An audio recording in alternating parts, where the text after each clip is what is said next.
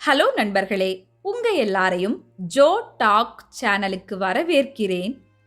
விஷ்ணு புராணத்தில் கூறப்பட்ட அதிசக்திமிக்க சூரிய கல்லான சியாமந்தக மணி குறித்தும், அந்த கல்லை முன்னிறுத்தி கிருஷ்ண பகவான் எப்படி சத்யபாமாவையும் ஜாம்பவதியையும் மனம் புரிந்தார் என்பதும் குறித்துமான புராண கதையை நாம இன்னைக்கு இந்த பதிவுல கேட்கலாம். வாங்க வீடியோக்குள்ள போகலாம்.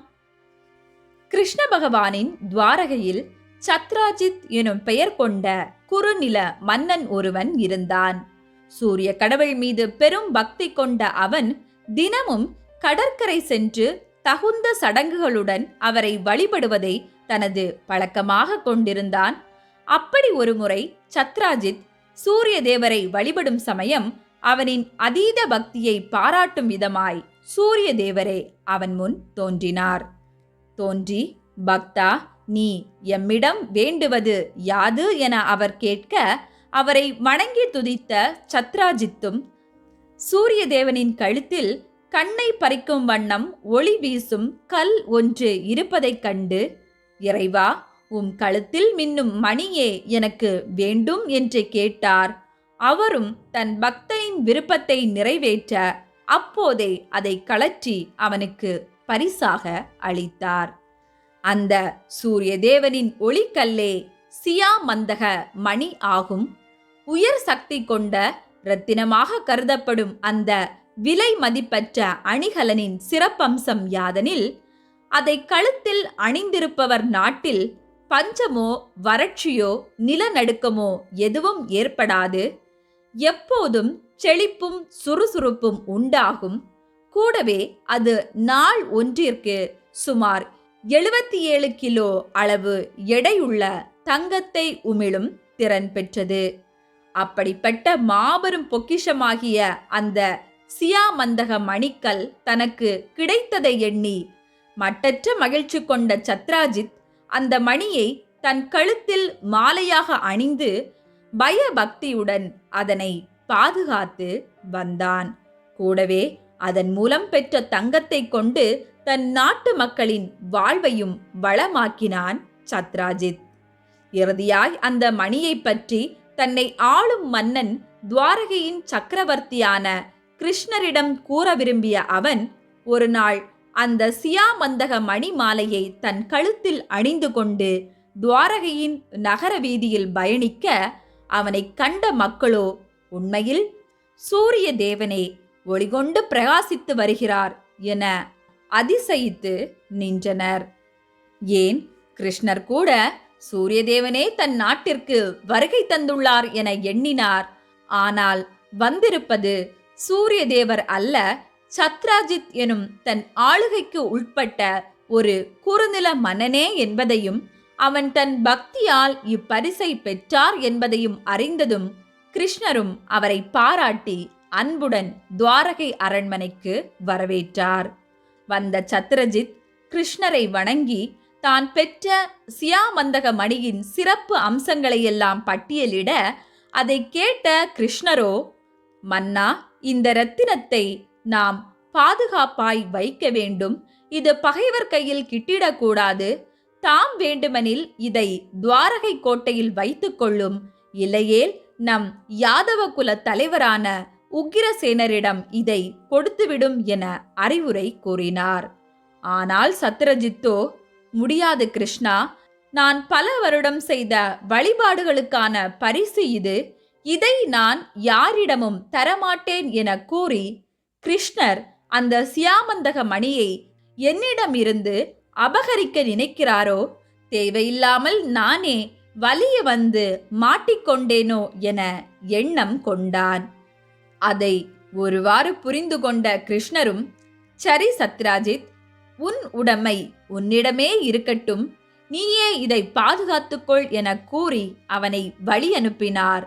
ஆனால் இந்நிகழ்விற்கு பின் தன் தேசம் திரும்பிய சத்ராஜித்திற்கோ இந்த அபூர்வ மணியை அபகரிக்க ஒருவேளை கிருஷ்ணர் படையெடுத்து வந்து விடுவாரோ எனும் அச்சமானது அவன் மனதிலே நிலையாய் குடிகொண்டது.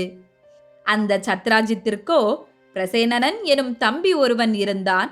அவன் மீது அளவு கடந்த பாசம் கொண்டிருந்த அவன் தன் தம்பி எதை விரும்பி கேட்டாலும் அதை கொடுப்பதை தன் பழக்கமாக கொண்டிருந்தான். அப்படி ஒரு நாள் பிரசேனனன் தான் தன் நண்பர்களுடன் வேட்டைக்கு செல்லும் சமயம் அண்ணனிடம் அந்த சியாமந்தக மணி மாலையை அணிந்து கொண்டு தான் வேட்டைக்கு செல்ல விரும்புகிறேன் என கேட்க, சத்ராஜித்தும் கிருஷ்ணரை மனதில் நினைத்து, இப்போது என்னிடம் இது இருப்பதை விட பிரசேனனிடம் இருப்பதே இதற்கு பாதுகாப்பு என்று எண்ணி அதை அவனுக்கு அணிவித்தார். அவ்வாறே சியாமந்தக மணி மாலையை போட்டுக்கொண்டு வேட்டைக்கு சென்ற பிரசேனனும் பல நாட்களாய் காட்டில் தங்கினான். அந்த மணிமாலையை அணிந்ததும் தானே மேன்மையானவன் என அகங்காரம் கொண்ட அவன் தன் நண்பர்களை விடுத்து தானே தனியாக பிரிந்து சென்று கானகத்தில் வேட்டையாடவும் ஆரம்பித்தான். அப்படி ஒரு நாள் அவன் வேட்டையாடும் சமயம் அங்கே திடீரென தோன்றிய சிங்கம் ஒன்று பிரசேனனையும் அவன் குதிரையையும் தாக்கியது. அதனால் இறந்த அவன் சடலத்தை சிங்கமானது புதருக்குள் இழுத்துச் செல்ல அதை தொலைவில் இருந்து கண்டார் கரடிகளின் மன்னனான ஜாம்பவான். இந்த ஜாம்பவான் ஆனவர் கிருஷ்ணரின் முந்தைய அவதாரமான ராம அவதார காலத்திலே அவருக்கு சீதையை மீட்க உதவி புரிந்தவர் ஆவார். பெற்ற வரங்களினால் நீண்ட ஆயுளை கொண்டிருந்த அவர் தொடர்ந்து யுகங்கள் தாண்டியும் வாழ்ந்து கொண்டிருந்தார். அப்படி ராம அவதாரம் தாண்டி கிருஷ்ண அவதாரத்திலும் காட்டில் வாழ்ந்து கொண்டிருந்த அவர் மனிதன் ஒருவனை சிங்கமானது இழுத்து கொண்டு செல்வதைக் கண்டு பிரசேனனன் ஏற்கனவே இறந்து விட்டான் என்பதை அறியாமல் அவனை காப்பாற்றும் பொருட்டு சிங்கத்திடம் சண்டையிட்டார். ஆனால் இறுதியில் சிங்கத்தை கொன்ற பின்னரே அம்மனிதனானவன் முன்பே இறந்திருக்கிறான் என்பதை அறிந்தார் ஜாம்பவான். அச்சமயம் பிரசேனனின் சடலம் அருகே அவன் அணிந்திருந்த சியாமந்தக மணி கீழே விழுந்து கிடக்க, கண்ணை பறிக்கும் ஒளிமிக்க அக்கல்லை கண்ட ஜாம்பவான் அதை தனக்கென எடுத்துக்கொண்டு தன் மகளான ஜாம்பவதிக்கு அந்த மாலையை பரிசாக கொடுத்தார். அவளும் அந்த சியாமந்தக மணி மாலையை அப்போதே தன் கழுத்திலும் சூடிக்கொண்டாள். அதே சமயம் காட்டில் பிரசேனனுடன் வேட்டைக்கு வந்திருந்த அவன் நண்பர்கள் நீண்ட காலமாய் அவனை காணாமல் காடு முழுக்க தேடியும் அவன் கிட்டாததால் நாட்டில் மன்னனிடம் சென்று அதை தெரிவிக்க, அதிர்ந்து போன சத்ராஜித்தோ, அப்படியென்றால் கிருஷ்ணர்தான் சியாமந்தக மணியை கைப்பற்ற திட்டம் தீட்டி பிரசேனனை தொடர்ந்து சென்று அவனை கொன்றுவிட்டார் என குற்றம் சுமத்தினார். அந்த செய்தியும் நாடு முழுக்க உடனே பரவி கிருஷ்ணர்தான் கொலைகாரன் எனும் வதந்தியும் புகைய ஆரம்பித்தது. அதை கேட்டு துன்பமடைந்த கிருஷ்ணரோ தன் மீதான அந்த வீண் பழியை நீக்கும் பொருட்டு, நானே பிரசேனனை தேடி கண்டுபிடித்து அந்த சியாமந்தக மணியுடன் நாடு திரும்புவேன் என சூளுரைத்தவாறே அவனை தேடி கானகம் புறப்பட்டார். அப்படி அடர் கானகத்தில் அலைந்து திரிந்த அவர் அந்நாளின் இரவிலே குகை ஒன்றிலிருந்து பிரகாசமான ஒளியானது வந்து கொண்டிருப்பதைக் கண்டு அவ்விடத்தையும் நெருங்கி சென்றார். அங்கே பெண்ணொருத்தியானவள் தன் கழுத்திலே சியாமந்தக மணிமாலையை அணிந்து கொண்டு இருப்பதையும், அந்த குகைக்கு அருகிலே இறந்த சிங்கம் ஒன்றும், அதைத் தொடர்ந்து பிரசேனனும் அவன் வேட்டை குதிரையும் இறந்து கிடப்பதைக் கண்டு ஒருவாறு சூழ்நிலையை யூகித்து கொண்டு மணியை கைப்பற்ற குகையின் உள் நுழைந்தார் கிருஷ்ணர். அதை கண்ட ஜாம்பவதியோ வேற்றாள் ஒருவன் குகையினுள் புகுந்துவிட்டான் என கூச்சலிட, அக்கூக்குரலை கேட்டு மகா பலசாலியான அவள் தந்தை ஜாம்பவானும் வந்திருப்பது சாதாரண மனிதன் என எண்ணி கிருஷ்ணரை தாக்கவும் ஆரம்பித்தார். ஆனால் கிருஷ்ணரோ ஜாம்பவானின் அந்த தாக்குதல்களை எல்லாம் மிக எளிதாக கையாண்டார். அதே சமயம் ஜாம்பவானுக்கோ ஒவ்வொரு முறை கிருஷ்ணரை தொடும்போதும் ஏதோ பழைய பரிச்சயமான உணர்வு ஒன்று தோன்றியது. அவருடன் கட்டிப்பிடித்து உருண்டு சண்டையிடும் போதெல்லாம் ஏதோ பூர்வ ஜென்ம அனுபவம் புதிதாய் தோன்றியது போல உடல் சிலிர்த்தது. ஆம், அவர் அதுவரை அறியவில்லை, ஸ்ரீராமச்சந்திரர் மறு அவதாரம் எடுத்துவிட்டார் என்று. அங்ஙனம் ஒவ்வொரு முறை கிருஷ்ணரை தழுவிய போதெல்லாம் அவரை அறியாமலேயே ஜாம்பவான் கண்களில் இருந்து கண்ணீர் வழிந்தது. கூடவே அவரை அறியாமலேயே அவர் நாவும் ராமா ராமா என உச்சரித்தது. இப்படியே வெற்றி தோல்வியின்றி இருவருக்கும் இடையே நடந்த அந்த சண்டையானது சுமார் 28 நாட்கள் வரை நீடித்தது. இறுதியாய் ஜாம்பவானின் உள் உணர்விலோ, என்னை எதிர்த்து எனக்கு சமமாய் ஒருவர் இத்தனை காலமாய் போரிடுகிறார் என்றால் அவர் நிச்சயம் திருமாலாகத்தான் இருக்க முடியும். அப்படியெனில் திருமால் தன் ராம அவதாரம் முடித்து மறு அவதாரமே எடுத்து விட்டார் போலும் என்பதை உணர்ந்து எல்லையற்ற மகிழ்ச்சி கொண்டு அப்போதே கிருஷ்ணரின் பாதங்களில் விழுந்து வணங்கினார். வணங்கி, ஐயனே, அடுத்த அவதாரத்தையும் கண்டுவிட்டேன். அதை அறியாமல் உம்முடன் போரிட்டதற்கு என்னை மன்னியுங்கள் என்று பணிந்து தன் தோல்வியை ஒப்புக்கொண்டார்.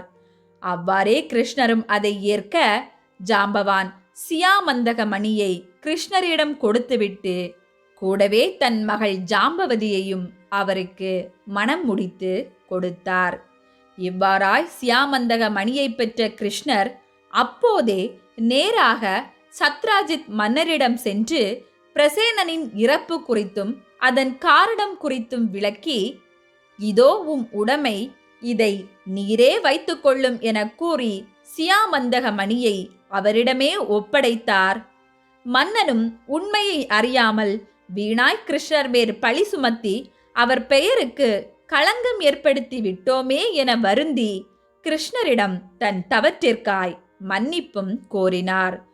கூடவே தான் செய்த குற்றத்திற்கு பிராயச்சித்தமாய் கிருஷ்ணருக்கு தன் மகள் சத்யபாமாவையே மனம் முடித்து கொடுத்து அவரை தன் மருமகனும் ஆக்கிக் கொண்டார் சத்ராஜித். இவ்வாறாய் சியாமந்தக மணியை முன்னிறுத்தி ஜாம்பவதி, சத்யபாமா என 2 மனைவியரை பெற்றார் கிருஷ்ண பகவான். இருந்தும் அந்த சியாமந்தக மணியால் நேர்ந்த பிரச்சனைகள் அத்துடன் முடியவில்லை.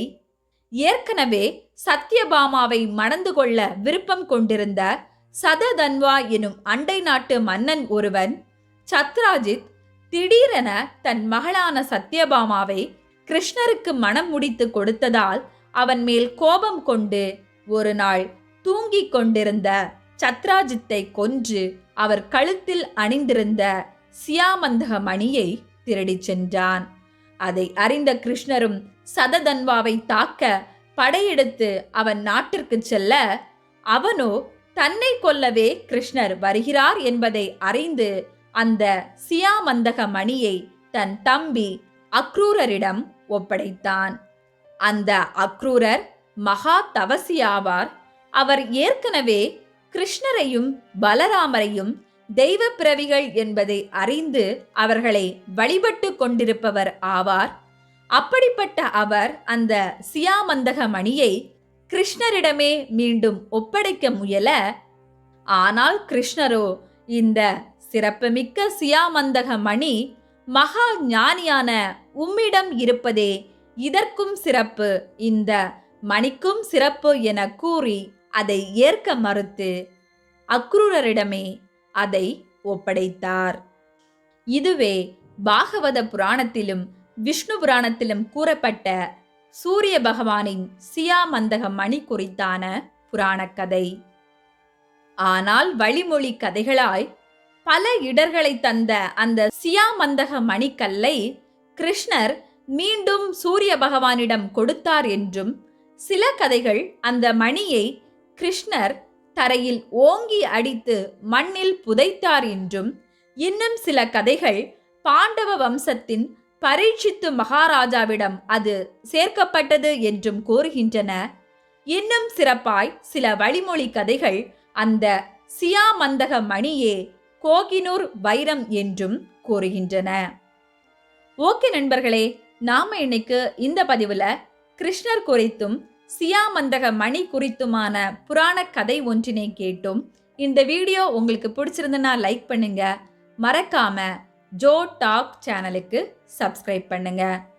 மேலும் ஒரு அன்பான வேண்டுகோள், புதிய கதைகளுக்கான தலைப்புகளை பரிந்துரைக்கவும். என்னால் இயன்ற அளவு அதை தொகுத்து வழங்க முயற்சிக்கிறேன். நன்றி.